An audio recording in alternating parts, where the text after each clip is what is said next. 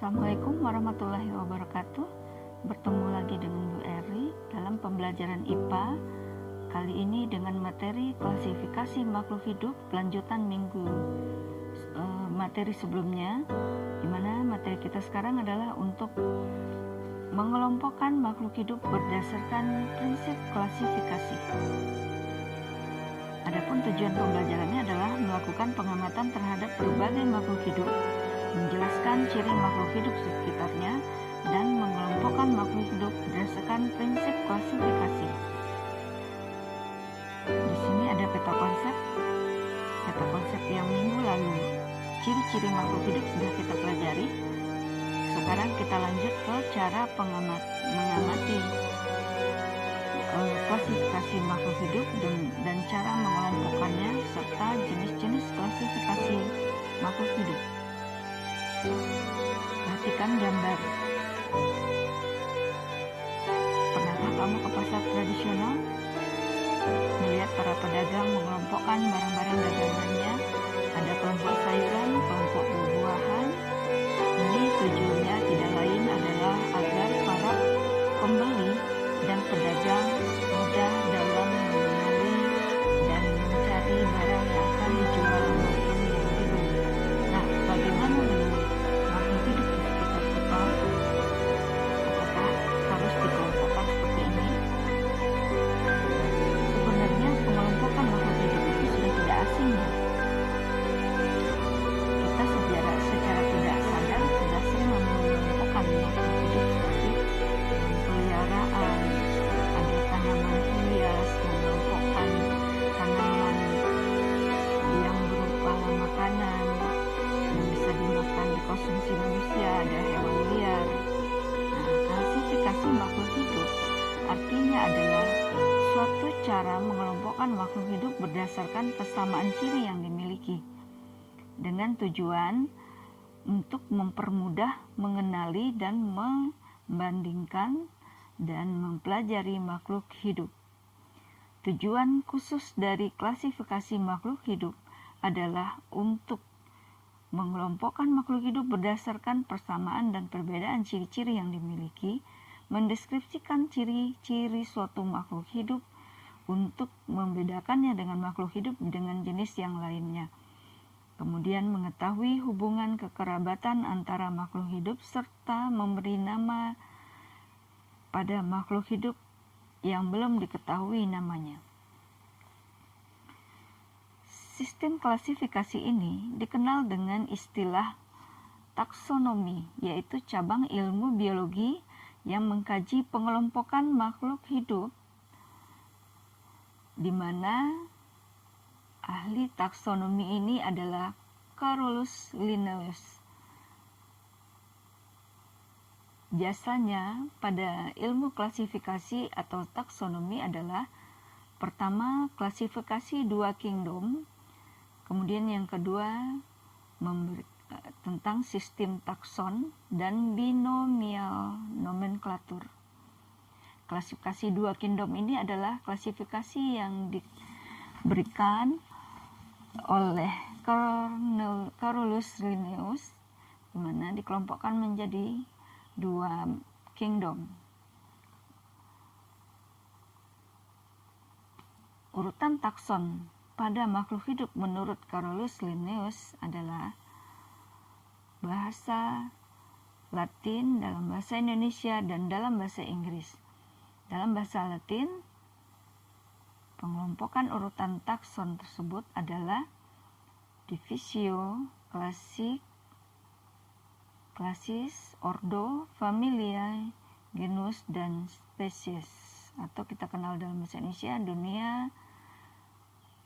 divisi atau filum, kelas, bangsa, suku, marga, dan jenis.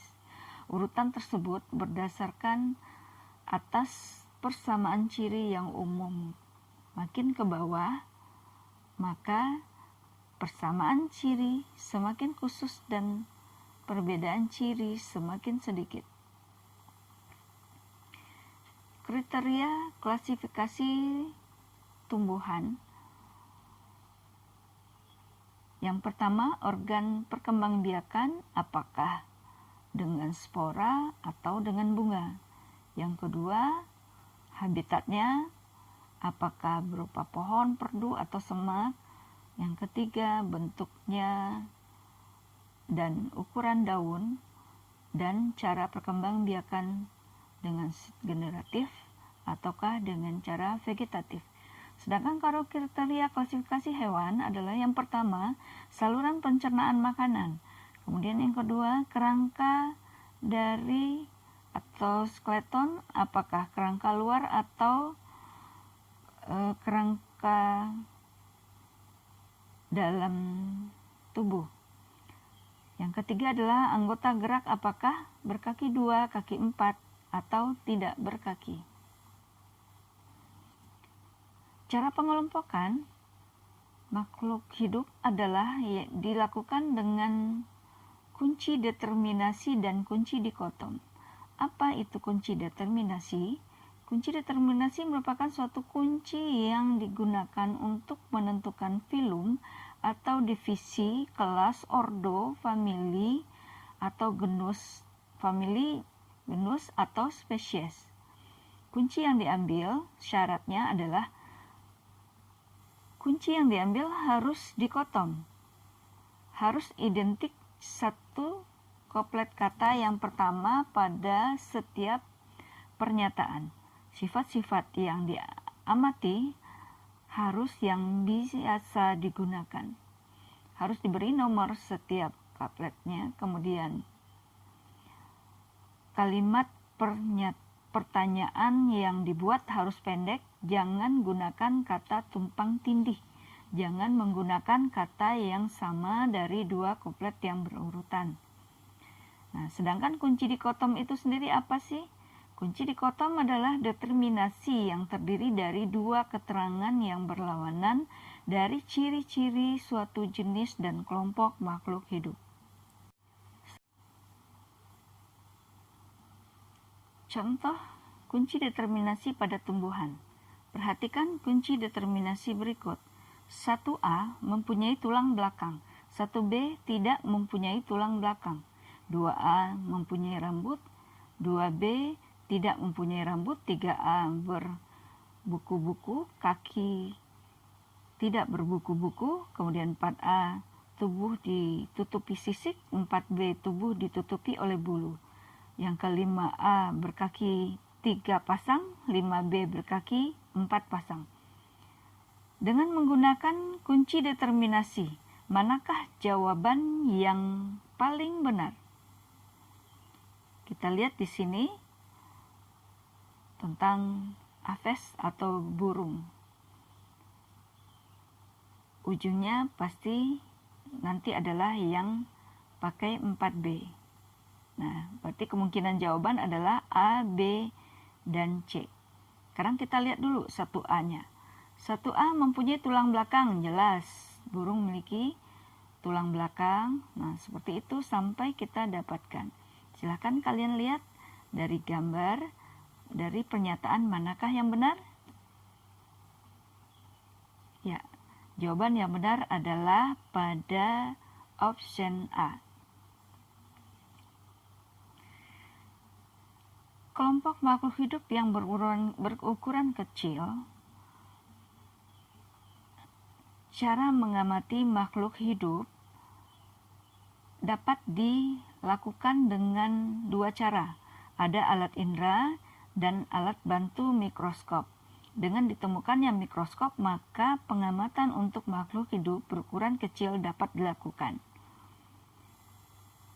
Untuk mikroskop, bagian-bagiannya adalah bagian yang paling atas. Di sana ada dilengkapi oleh sebuah tabung yang dilengkapi oleh lensa, disebut dengan lensa okuler. Kemudian ada lensa objektif yang di dekat objek atau papan objek. Kemudian ada cermin.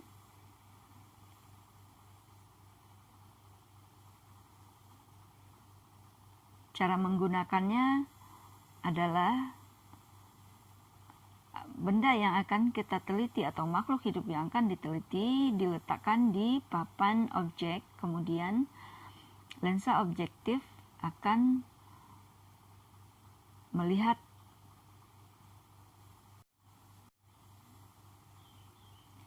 klasifikasi 5 kingdom. Menurut Whittaker, ini dimungkinkan diadakan klasifikasi 5 kingdom setelah ditemukannya mikroskop, sehingga klasifikasi menjadi 5 kingdom. Yang pertama plante atau tumbuhan, kemudian animalia atau hewan, kemudian fungi atau jamur. Nah, yang Monera serta Protista ini dapat diteliti atau diamati dengan menggunakan mikroskop. Monera itu tidak berdinding, sedangkan Protista adalah makhluk hidup yang bersel satu. Apa perbedaannya? Kingdom Animalia. Kingdom Animalia itu menjadi 2 golongan, ada Avertebrata dan Vertebrata.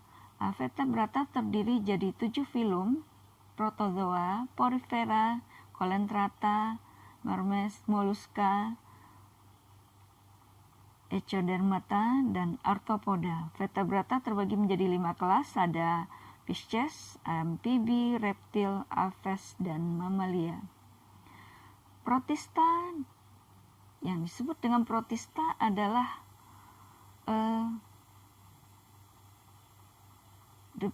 kita bedakan dengan Monera. Kingdom Monera bersel banyak prokariotik, memiliki alat gerak hidup berkoloni, reproduksi secara seksual. Sedangkan Protista bersel banyak eukariotik, tidak memiliki alat gerak hidup soliter dan reproduksi secara aseksual dan seksual. Contoh dari Protista adalah amoeba, volvox, euglena, Chlorella, dan Spirogyra serta Paramecium.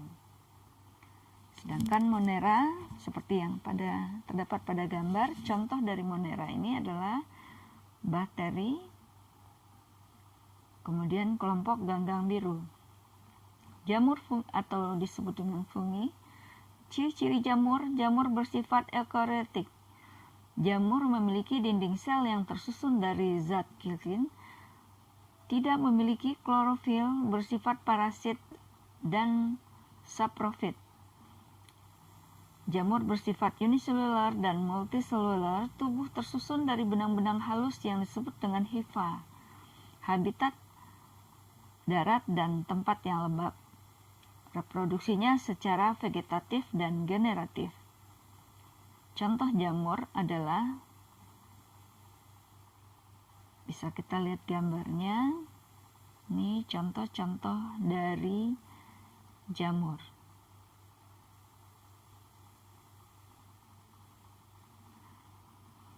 Tumbuhan.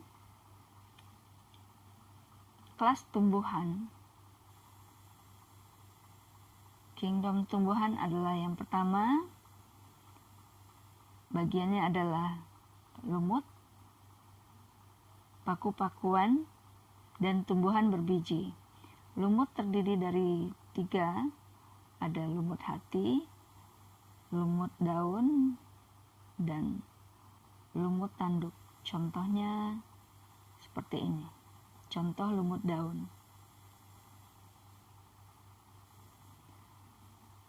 Kemudian untuk paku-pakuan, paku purba, paku kawat, ekor kuda, dan paku sejati. Salah satu contohnya adalah seperti ini. Contoh paku sejati. Nah, sedangkan yang biasa kita kenal selama ini adalah tumbuhan berbiji, terbagi menjadi 2, ada Gymnospermae dan Angiospermae. Gymnospermae contohnya adalah pohon pinus dan ada pohon mangga. Demikianlah klasifikasi pelajaran kita hari ini. Terima kasih sudah mengikuti. Semoga dapat memahami materi ini dan tetap sehat dan bersemangat. Demikianlah pembelajaran kita hari ini. Terima kasih, semoga dapat memahami materi ini dengan tetap sehat dan semangat. Assalamualaikum warahmatullahi wabarakatuh.